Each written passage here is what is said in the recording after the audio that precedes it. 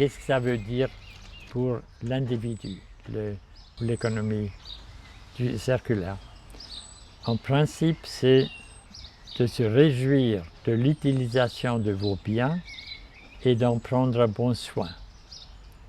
Donc ce n'est pas acheter quelque chose parce que vous avez vu quelque chose, mais réjouissez-vous, donc c'est très important, réjouissez-vous de l'utilisation, de l'usage de vos biens et prenez soin.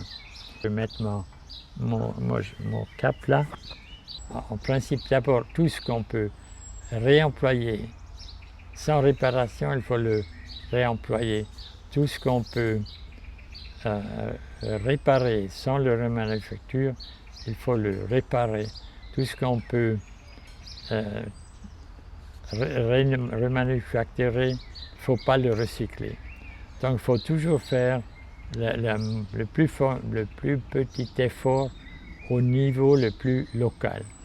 Et ça, c'est la base de l'économie circulaire industrielle.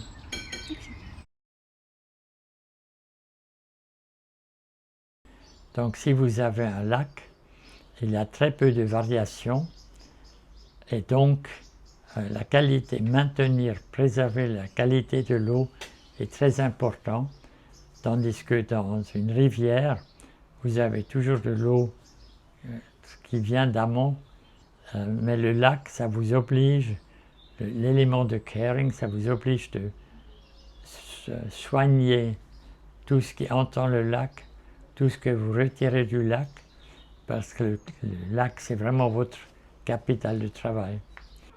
Pour le PIB-PNB, c'est un indicateur de la rivière, de l'économie linéaire industrielle.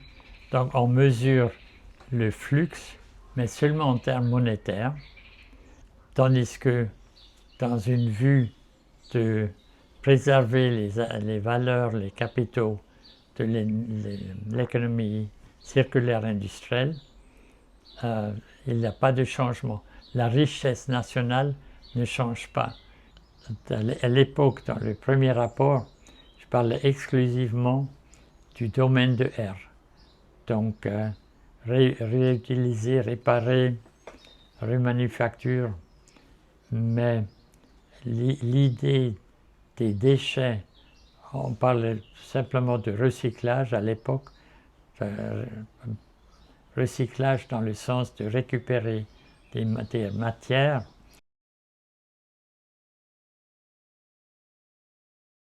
C'est seulement une fois que j'ai écrit le manuscrit de la Performance Economy en 2010, je me suis dit non, il faut entrer plus en matière sur le domaine de R, donc réemployer, réparer, remanufacturer, upgrading technologique ou upgrading de mode, parce que c'est complètement différent de le domaine de D où on parle de matériaux. Donc il faut quand même attaquer le problème du domaine de D.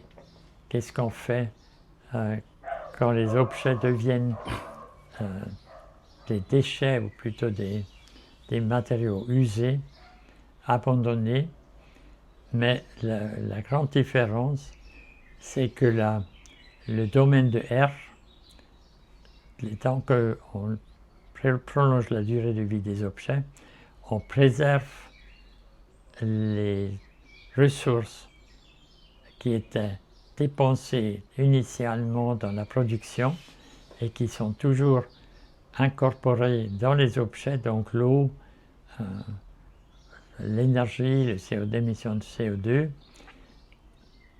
aussi longtemps que vous utilisez ces objets. Domaine de D, vous l'appelez recyclage, moi je l'appelle récupérer des atomes, molécules, monomères ou fibres. Vous perdez toutes ces ressources incorporées. Et en plus, vous tombez sous la loi de l'entropie. Donc, le domaine de R, c'est la vraie richesse économique et environnementale de l'économie circulaire, domaine de D, c'est plutôt une nécessité d'éviter les déchets.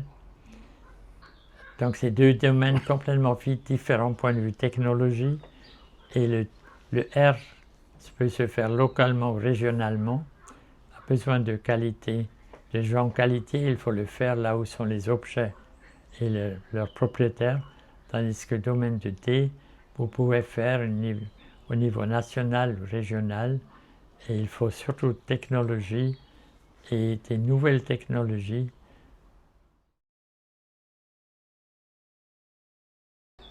Vous pouvez faire un joli diagramme pour montrer que ce que vous cherchez, c'est des objets ou des activités où les deux facteurs, donc euro par kilo et main-d'œuvre par kilo, augmentent fortement. Et là, vous tombez sur l'économie circulaire, sur la performance economy. Le problème, c'est que tous ces facteurs sont déterminés par des économistes, et eux, ils ont besoin ils parlent de dématérialisation, décarbonisation, mais ils pensent toujours en termes de fabrication. Et moi, je pense en termes vous prenez n'importe quel objet, vous faites ces deux calculs, et là, évidemment, tous les objets de l'économie de service sont beaucoup plus rentables, beaucoup plus écologiques et économiques que la fabrication. Alors, au centre du facteur 10, il y avait Pio Schmidt-Blake, qui est mort entre-temps, un professeur à Umweltbundesamt à Berlin, qui a eu l'idée pour sortir de problèmes globaux, il faudrait que les pays industrialisés réduisent leur consommation de ressources par un facteur 10, donc par 90%, pour laisser assez de ressources aux pays moins industrialisés. Finalement, on a décidé d'écrire un livre qui s'appelait Facteur 10, mais qui était, je pense, jamais publié, parce qu'il y a notre membre allemand qui a trouvé que facteur 10, ça réduire de 90%, ça fait peur aux gens.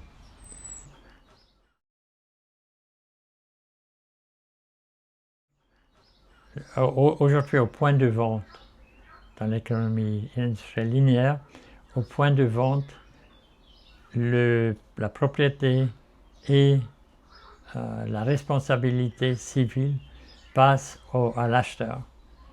Et quand l'acheteur ne veut plus, abandonne le produit, ça passe aux municipalités ou à un recycleur qui paye. Parce que soyez honnête, dans une économie linéaire industrielle, maintenant on demande le éco-design, directif et tout ça, on demande au fabricant quelque chose qui ne lui rapporte rien. Donc il fait un effort qui lui coûte quelque chose, mais personne ne lui paye. Donc c'est mieux de donner toute la responsabilité au fabricant, parce que lui, il sait comment il peut éviter des problèmes, il peut éviter les frais et il peut augmenter son profit. Alors l'idée de la responsabilité ultime du producteur, c'est que le producteur paye pour tous les problèmes pendant la vie, y inclut l'utilisation et la fin de vie, qui aujourd'hui sont payés par le contribuable. Et au moment où le producteur est tenu ultimement responsable de tous les frais, de tous les coûts, ça devient beaucoup moins cher pour lui de vendre l'usage du produit plutôt que le produit, parce que maintenant il peut concevoir un objet pour durer éternellement. Donc c'est un peu comme la fameuse citation de Antoine de Saint-Exupéry: si tu veux construire des bateaux, il faut réveiller le désir pour voyager sur les mers, il ne faut pas lui dire comment le faire. Pour arriver à une économie circulaire ou circulaire industrielle, il faut une décision consensuelle de tous les partis, donc les individus, la politique, les entreprises.